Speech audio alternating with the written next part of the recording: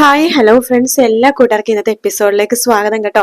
അങ്ങനെ കിരൺ കല്യാണടുത്ത് പറയണ്ട, നിന്റെ അമ്മമ്മ ചെയ്തത് നല്ലൊരു കാര്യമാണ്.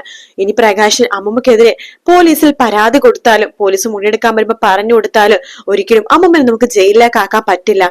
അഥവാ ജയിലിലേക്ക് പോയാൽ തന്നെ എത്രയും പെട്ടെന്ന് റിലീസ് ചെയ്യേണ്ട കാര്യങ്ങളൊക്കെ ചെയ്തേ പറ്റൂ കല്യാണി എന്ന് പറയാണ്. കല്യാണി പറയണ്ട, അതേ കിരണിട്ട് അമ്മമ്മനെ ഒരിക്കലും ജയിലിലേക്ക് വിടാൻ പറ്റില്ല എന്ന് കല്യാണി പറയാണ്. അതിനുശേഷം കാണിക്കുന്നത് ബാലനും കൂടെ ഒരു സഹായത്തിന് ഒരാൾ കൂടിയുണ്ട്. രണ്ടുപേരും കൂടി പ്രകാശിന്റെ വീട്ടിലേക്ക് വന്നിരിക്കട്ടെ. എടാ പ്രകാശ എന്ന് പറഞ്ഞ് വിളിക്കുമ്പോ, ബാലണ്ണ വാ ബാലണ്ണ, എന്റെ കാല് തല്ലി ഒടിച്ചു ബാലണ്ണ അമ്മ. അതൊക്കെ ഞാൻ അറിഞ്ഞൂടാ, നിന്റെ അമ്മ തന്നെയാ എന്നെ വിളിച്ചു പറഞ്ഞത്. നോക്ക്, അതിനൊക്കെ എപ്പോഴും ആവശ്യഘട്ടത്തിൽ ഞാൻ മാത്രമേ ഉണ്ടാവുള്ളൂ, നിനക്ക് മനസ്സിലായില്ലേ? എടാ പിടിക്കടാ, കാല് പിടിക്കെന്ന് പറയുമ്പോ, അയ്യോ ആ കാല് പിടിക്കലാണ് എനിക്ക് വേദനിക്കുന്നേ, ഇടത് കാലിലാണ് അടിച്ചത് ആ സ്ത്രീ, എന്റെ വലത് കാലിൽ പിടിച്ച് പൊക്കിയാൽ മതി എന്ന് പറയാണ്. അങ്ങനെ ബാലനും അയാളും പോയിട്ട് പ്രകാശിനെ പൊക്കുവാട്ടോ. അയ്യോ എനിക്ക് വയ്യ ബാലണ്ണ, കാല് വയ്യ ബാലണ്ണ, കാലിൽ ഇല്ലാത്ത പോലെ തോന്നുക ബാലണ്ണ, എടാ ഇരുന്ന് കരയാതെടാ, ഹോസ്പിറ്റലിലേക്ക് തന്നെയാ പോവാൻ പോണത് എന്ന് പറഞ്ഞിട്ട് ബാലൻ പ്രകാശിനെ പൊക്കിയെടുത്തോണ്ട്, അതായത് ആ പുള്ളിക്കാരനെ കൂടിയിട്ട് പൊക്കിയെടുത്തോണ്ട് ഹോസ്പിറ്റലിൽ കൊണ്ട് ആക്കുക കേട്ടോ. അങ്ങനെ ഹോസ്പിറ്റലിൽ നമ്മുടെ പ്രകാശിന്റെ കാലം നന്നായിട്ട് വലിഞ്ഞു മുറുകെ കെട്ടി പൊക്കത്തേക്കൊക്കെ കെട്ടി വെച്ചിരിക്കുക കേട്ടോ. അങ്ങനെ പ്രകാശനെങ്കിൽ ഇത് കരയുന്നുണ്ട്, അയ്യോ എനിക്ക് വയ്യായേന്ന് പറഞ്ഞിട്ട് കരയാണ്. എടാ നിനക്ക് മനസ്സിലായിട്ടല്ലേടാ പ്രകാശ, ഇപ്പോഴെങ്കിലും നിന്നെ പൊന്നു പോലെ വളർത്തി അതാണ് നിന്നെ ഈ നിലയിലെത്തിച്ച നിന്റെ അമ്മ തന്നെയാണ് നിന്റെ കാല് തല്ലി ഓടിച്ചത്. അപ്പോഴത്തന്നെ നിനക്ക് മനസ്സിലായില്ലേ അവരെത്രത്തോളം മാറിയെന്ന് എന്ന് പറയാണ്. അപ്പോഴേക്കും പ്രകാശം പറഞ്ഞു, ഞാൻ ഒരിക്കലും വിചാരിച്ചില്ല അവരെന്നെ ഇങ്ങനെ ചെയ്യുമെന്ന്. ഇന്നലെ എനിക്ക് ഇഷ്ടപ്പെട്ട ഭക്ഷണവും കാര്യങ്ങളൊക്കെ ഉണ്ടാക്കി തന്നതാണ്, അവസാനം ഈ അവസ്ഥയിലാക്കിയവര്. എടാ നിന്നെ ഈ അവസ്ഥയിലാക്കിയവര് തന്നെയാണ് എന്നെ രാത്രി വിളിച്ചു പറഞ്ഞത്, നീ ഇങ്ങനെ കിടക്കുന്നുണ്ട്, നിന്നെ ഒന്ന് വന്ന് സഹായിച്ച് ഹോസ്പിറ്റലിൽ കൊണ്ടുപോകാനായിട്ട്. അപ്പൊ നീ മരിക്കുന്നത് കാണാൻ അവർ ആഗ്രഹിക്കുന്നില്ലെന്ന് മനസ്സിലായില്ലേ? എടാ ഇനിയെങ്കിലും നന്ന് അവിടെ പ്രകാശാവുന്ന്. എത്ര നാളാണ് ഇങ്ങനെ പകയും അതുപോലെ തന്നെ വൈരാഗ്യം ഒക്കെ ഉള്ളിൽ കൊണ്ട് നടന്ന് ജീവിക്കാൻ പോണത്? ഇനിയെങ്കിലും നേരെ ആവാൻ നോക്കട പ്രകാശ. ഇല്ലെണ്ണ എനിക്കിത് സഹിക്കില്ലെണ്ണ, ഇതിനൊക്കെ കാരണം അവള് ആ കല്യാണി. ആഹാ, അപ്പൊ കിടന്ന കിടപ്പിൽ നീ കല്യാണി മോളെ കുറ്റം പറയാനായിട്ടാണ് നിനക്ക് ഇൻട്രസ്റ്റ് അല്ലെ എന്ന് പറഞ്ഞുകൊണ്ടിരിക്കത്തില്ല. വാതിൽ ആരും മുട്ടുവാട്ടോ. പ്രകാശൻ പറഞ്ഞിട്ട്, ഇനി പ്രകാശനെ കാണാൻ വേണ്ടി ഒരുപാട് ശത്രുക്കൾ ഇങ്ങനെ നിരനിരയായിട്ട് ഒഴുകും, പോയി നോക്ക് ബാലണ്ണ ആരാണെന്ന് എന്ന് പറയാണ്. അങ്ങനെ ബാലൻ വാതിൽ തുറക്കുമ്പോഴേക്കും അത് നമ്മുടെ അമ്മുമ്മയും കല്യാണി ആയിക്കോട്ടെ. ആഹാ വന്നല്ലോ കാല് തല്ലിയൊടിച്ച ആള്, വാ വാ എന്ന് പറഞ്ഞ് വിളിക്കുകയാണ് ബാലൻ. ആ സമയത്ത് അമ്മവും പറഞ്ഞു, എടാ പ്രകാശ എങ്ങനെയുണ്ടെടാ ഇപ്പൊ നിനക്ക്? എടാ നിന്റെ കാലല്ലടാ, നിന്റെ തല തല്ലി പൊട്ടിക്കാൻ ഞാൻ വിചാരിച്ചത്. ആദ്യം വിചാരിച്ചു നീ ഭക്ഷണത്തിൽ കുറച്ച് വിഷം കലക്കി തന്ന് നിന്നെ ഒറ്റയടിക്ക് ഇല്ലാതാക്കാന്ന്. പിന്നെ വിചാരിച്ചു അത് വേണ്ട, ഒറ്റയടിക്ക് ഇല്ലാതായി കഴിഞ്ഞാൽ നീ ഇത്ര നാള് കാണിച്ചു കൂട്ടിയതിനൊക്കെ നിനക്ക് അനുഭവിക്കണ്ടേ, അതുകൊണ്ട് നിന്റെ രണ്ട് കാലിൽ തല്ലിയൊടിക്കാൻ വിചാരിച്ചു. പിന്നെ അതും വേണ്ട, ഒരു കാല് തല്ലിയൊടിക്കാം, എന്നിട്ട് നീ നേരെ ആവണമെങ്കിൽ നേരെ ആവട്ടെ. അതല്ല നീ നേരെ ആവുന്നില്ല എന്നാണെങ്കിൽ നിന്റെ അടുത്ത കാലം കൂടി ഞാൻ തല്ലിയൊടിക്കോടാ.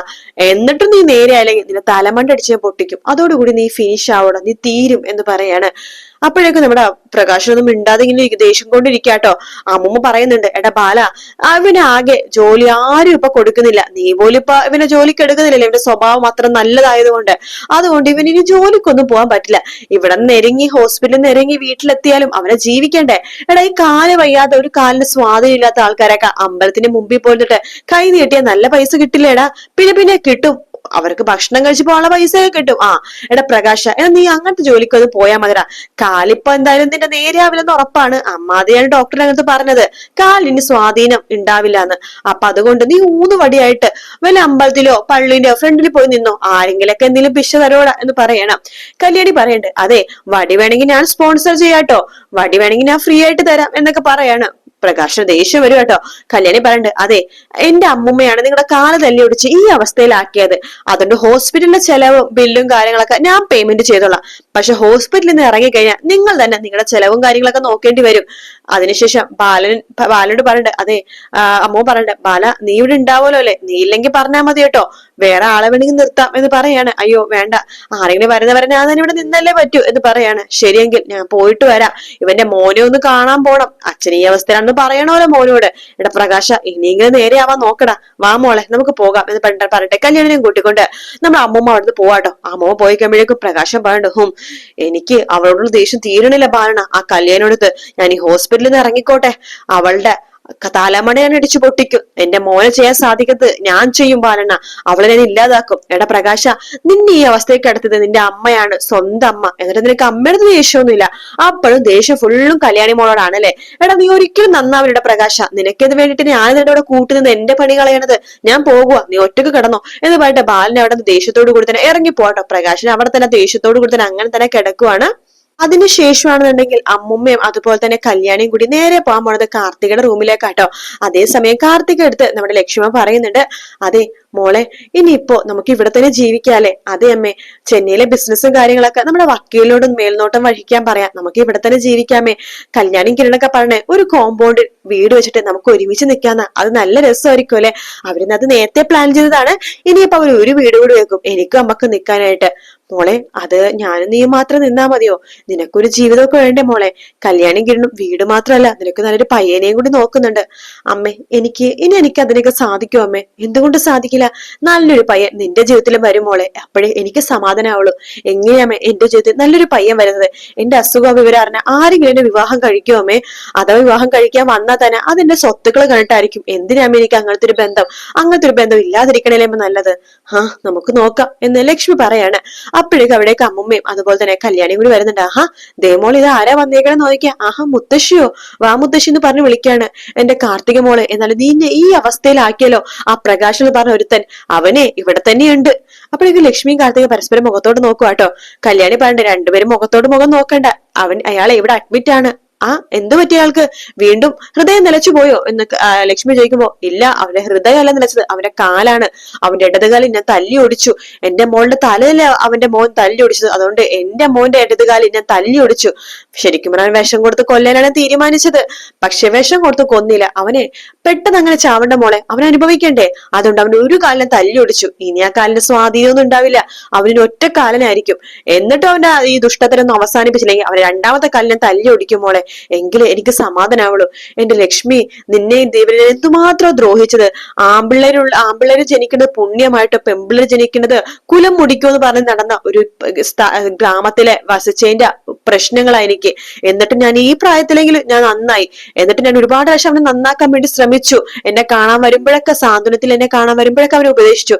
എന്നിട്ട് അവൻ കേട്ടില്ല. പിന്നെ ഞാൻ എന്താ ചെയ്യേണ്ടത്? അതുകൊണ്ട് ഞാൻ തന്നെ അവന്റെ കർമ്മം അങ്ങോട്ട് ചെയ്യാൻ വേണ്ടി തീരുമാനിച്ചു എന്ന് അമ്മമ്മ പറയാണ്. അതിനുശേഷം അമ്മമ്മ പറയണ്ട, ലക്ഷ്മി, നീ ഇന്നലെ മുതൽ ഇവിടെ കാവലിരിക്കാനല്ലേ മോൾക്ക്? നീ വേണമെങ്കിൽ വീട്ടിലേക്ക് പോയിക്കോ, ഞാൻ വേണമെങ്കിൽ മോളുടെ കൂടെ നിന്നോളാം. അയ്യോ, അത് സാരമില്ല അമ്മേ, ഞാൻ നിന്നോളാം, എനിക്കിനി വേറെ പണിയൊന്നും ഇല്ലല്ലോ എന്ന് പറയാണ്. ശേഷം അമ്മമ്മ പറയണ്ട്, മോളെ കാർത്തികേ, മോൾക്ക് ഇപ്പൊ എങ്ങനെയുണ്ട്? കുഴപ്പമൊന്നുമില്ല മുത്തശ്ശി എന്ന് പറയാണ്. മോളെ വീട്ടിൽ ഡിസ്ചാർജ് ആയി പോകുമ്പോഴേക്കെ ഞാൻ വീട്ടിൽ ഒരു ദിവസം വന്ന് നിക്കാട്ടോ എന്ന് പറയാണ്. ലക്ഷ്മി പറയണ്ട്, എന്റെ അമ്മ ഒരു ദിവസമോ, അമ്മ കുറച്ചു ദിവസം വന്ന് നിന്നാലും നമുക്ക് സന്തോഷം മാത്രമേ ഉള്ളൂ. ഇനി ഞങ്ങളുടെ കൂടെ നിന്നാൽ ഞങ്ങൾക്ക് സന്തോഷമല്ലേ ഉള്ളൂ എന്ന് പറയാണ്. നിങ്ങൾ അങ്ങനെയൊക്കെ പറയുള്ളൂ, നിങ്ങളുടെ മനസ്സ് നല്ലതായത് കൊണ്ടിട്ടാ. പിന്നെ കാർത്തിക മോൾക്ക് ഈ ഒരു ആപത്ത് വരാൻ ആപത്തൊന്നിപ്പോ രക്ഷിക്കാൻ കാരണം അത് തന്നെയാണ് കേട്ടോ. കല്യാണി മോൾക്ക് ഒരു പ്രത്യേക കഴിവുണ്ട് മോളെ. അവളെ സ്നേഹിക്കുന്ന ആർക്കെങ്കിലും എന്തെങ്കിലും അപകടം പറ്റിയ അവൾക്ക് അപ്പം അറിയാൻ പറ്റും. ദൈവഗുണം നന്നായിട്ടുള്ള മോള കല്യാണി മോള്. ചെറുപ്പം മുതൽ അവൾക്ക് അങ്ങനെയാട്ടോ. ഒരുപാട് അനുഭവിച്ചുകൊണ്ട് ദൈവങ്ങൾ അവളുടെ കൂടെയുണ്ട്. അതുകൊണ്ടിട്ടാണല്ലോ ഇച്ചിരി ജീവൻ ബാക്കിയുള്ള മോളുടെ അടുത്തേക്ക് ഓടി കിരണും കല്യാണിയും വന്നത്. അതുകൊണ്ടിട്ടാണല്ലോ മോള് രക്ഷപ്പെട്ടത്. അതുകൊണ്ട് കല്യാണിയുടെ കൂടെയൊക്കെ മോൾ എന്നും ഉണ്ടാവണം എന്ന് പറയാണ്. ഈ അമ്മുമ്മയൊക്കെ എത്ര നാൾ ഉണ്ടാവണമെന്ന് അറിയില്ലല്ലോ. എന്തായാലും മോൾക്ക് നല്ലത് മാത്രമേ വരുള്ളൂ. ആ പ്രകാശിന്റെ ശല്യം ഇനി മോളെ ഇല്ലാതാക്കാൻ വേണ്ടി വന്നാൽ ഞാൻ നോക്കിക്കോളാം അവന്. പിന്നെ എനിക്ക് ജയിലിൽ വരെ ഒന്ന് പോണം, അവന്റെ മോനെ ഒന്ന് കാണാനായിട്ട്. അവന്റെ അച്ഛൻ കിടപ്പിലാണെന്ന് പറയണമല്ലോ, അതിനുവേണ്ടി അവനെ ജയിലിൽ പോയി കാണുന്നുണ്ട് എന്നൊക്കെ പറഞ്ഞിട്ട് അമ്മുമ്മ കല്യാണിയും കൂട്ടിക്കൊണ്ട് അവിടെ നിന്ന് പോകുക കേട്ടോ.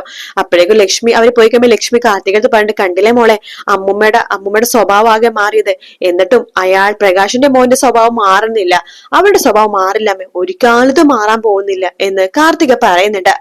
ശേഷം അന്നുണ്ടെങ്കിൽ കാണിക്കണത് ജയിലിലാണ്. ജയിലിൽ വിക്രവും അതുപോലെ തന്നെ ഗംഗപ്രസാദ് പ്ലാൻ ചെയ്യാണ് എങ്ങനെ ജയിലിൽ ചാടാന്ന്. ഗംഗപ്രസാദ് പറയണ്ട്, എടാ ഇതിപ്പോ തമിഴ്നാട്ടിലാണെങ്കിൽ ഞാൻ ജയിലിൽ എപ്പോഴേ ചാടിയാനെ, കാരണം അവിടുത്തെ ആൾക്കാർക്ക് എനിക്ക് ഒരുവിധം പരിചയം ഉണ്ടടാ. ഇവിടെ എനിക്ക് ആരും അറിയില്ല, അതുകൊണ്ട് എല്ലാത്തിനും കാരണം. നമുക്കൊരു കാര്യം ചെയ്യണം വിക്രം, നമുക്ക് എങ്ങനെയൊക്കെ ജയിലിൽ ചാടാനുള്ള കാര്യങ്ങൾ നോക്കണം. അതിന് എന്ത് ചെയ്യണമെന്ന് വെച്ചാൽ ഇവിടെ നമുക്കൊരു ഗ്യാങ് ഉണ്ടാക്കണം. എന്നിട്ട് വേണം നമുക്ക് ജയിലിൽ ചാടാൻ. അഥവാ നമുക്ക് ജയിലിൽ ചാടാൻ പറ്റില്ലെങ്കിലും ഒരാളെങ്കിലും ജയിലിൽ ചാടിയാ രക്ഷപ്പെട്ടു. ആ കല്യാണിനെ കാർത്തികനും ഇല്ലാതാക്കണം. കാർത്തികൻ ഇല്ലാതാക്കേണ്ടത് എന്റെ ആവശ്യമാണ്, കല്യാണിനെ ഇല്ലാതാക്കേണ്ടത് നിന്റെ ആവശ്യം. ഏട്ടാ, എനിക്കിപ്പോ കല്യാണിനെ മാത്രല്ല കാർത്തികൻ ഇല്ലാതാക്കണം. എനിക്ക് അത്ര ദേഷ്യമുണ്ട് രണ്ടുപേരോടും. അതേടാ, രണ്ടുപേരും നമുക്ക് ഇല്ലാതാക്കിയേ പറ്റൂ, നമുക്ക് അതിന് വീട്ടിലുള്ള കാര്യങ്ങളൊക്കെ ചെയ്തേ പറ്റൂ എന്നൊക്കെ പറയുമ്പോ അവിടേക്ക് ഒരു പോലീസുകാരൻ വരുന്നുണ്ട്. എന്താ രണ്ടുപേരും കൂടി ഡിസ്കഷൻ? ജയിൽ ചാടുന്ന കാര്യങ്ങളൊക്കെ ആലോചിച്ചിട്ടാണോ? എടാ ഗംഗപ്രസാദ്, നീ തമിഴ്നാട്ടിൽ ജയിൽ ചാടിയ പോലെ അല്ലടാ ഇവിടെ ജയിൽ ചാടാൻ നിനക്ക് ഒരിക്കലും സാധിക്കില്ല. നിന്റെ മേലിൽ പ്രത്യേക കണ്ണുകൾ എല്ലാവർക്കും ഉണ്ട് എന്ന് പറയാണ്. ഞാനിപ്പോ വന്നത് വിക്രത്തിനെ കൂട്ടിക്കൊണ്ടുവരാണ്. എടാ വിക്രം, നിന്നെ കാണാൻ ഒരാൾ വന്നിട്ടുണ്ട്. എന്നെ കാണാനാ? അതെ, കാണണ്ടെങ്കിൽ പോയി കാണ്, എനിക്ക് വരെ നിർബന്ധമൊന്നും ഇല്ല. ഞാൻ വരാം എന്ന് വിക്രം പറയാണ്. വിക്രം അവിടെ നിന്ന് പോകുമ്പോ തന്നെ പോലീസുകാരെ പറയുന്നുണ്ട്, അയ്യോ ജയിലടച്ചില്ല, ഇവനെ ജയിൽ ചാടും എന്ന് പറഞ്ഞിട്ട് ഗംഗപ്രസാദിനെ ജയിലടച്ചിട്ട് പൂട്ടി ലോക്കിടുക കേട്ടോ. പിന്നീട് കാണിക്കുന്നത് വിക്രം ജയിലിൽ ആരാ വന്നേന്ന് നോക്കാനായിട്ട് വിസിറ്റേഴ്സിന്റെ അവിടെ പോകുമ്പോഴേക്കും അമ്മൂമ്മയായിരിക്കും, ഓ ഈ കിളവിയായിരുന്നോ, എടാ കിളവിയോ, എനിക്കത്ര പ്രായമൊന്നും ആയിട്ടില്ലടാ, എന്റെ മുടിയൊക്കെ നരച്ചെന്നേ ഉള്ളൂ, പക്ഷെ എനിക്ക് വലിയ പ്രായമൊന്നുമില്ല, എന്റെ കൈകൾക്ക് നല്ല ബലമാടോ, ആ ബലം ഞാൻ ഇന്നലെ ഒരുത്തിന് അറിയിച്ചു കൊടുത്തിട്ടാ വന്നിരിക്കണത്. ആരെ? അതാ വേറെ ആരേലടാ, നിന്റെ അച്ഛന്. അച്ഛൻ എന്തു പറ്റി? അച്ഛന്റെ ഹൃദയം വീണ്ടും പണിമുടക്കിയോ?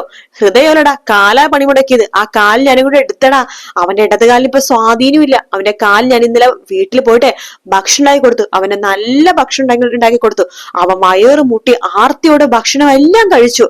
അതിനുശേഷം നന്നായിട്ട് കൂർക്കം വലിച്ചുറങ്ങുന്ന സമയത്ത് എനിക്കത് സഹിച്ചില്ലടാ, അവന്റെ കാല് ഞാൻ തല്ലി ഓടിച്ചു. ഇനി അവൻ നിന്നെ കാണാൻ വരില്ല, അവൻ കിടന്ന കിടപ്പാണല്ലോ, അത് നിന്നെ വന്ന് അറിയിക്കാൻ വേണ്ടിയിട്ടാണ് ഞാൻ ഇവിടെ വരെ വന്നത് എന്ന് അമ്മ പറയുമ്പോ വിക്രത്തിനാണെങ്കിൽ ആകെ ദേഷ്യം വരും കേട്ടോ. ആ ഒരു ഭാഗത്തോടെയാണ് ഇന്നത്തെ എപ്പിസോഡ് തീരുന്നത്. വീഡിയോ ഇഷ്ടപ്പെടുകയാണെങ്കിൽ ലൈക്ക് ചെയ്യാനും സബ്സ്ക്രൈബ് ചെയ്യാനും കമന്റ് ചെയ്യാനും മറക്കല്ലേ. മറ്റൊരു വീഡിയോ ആയിട്ട് കാണാം friends. Take care, bye bye.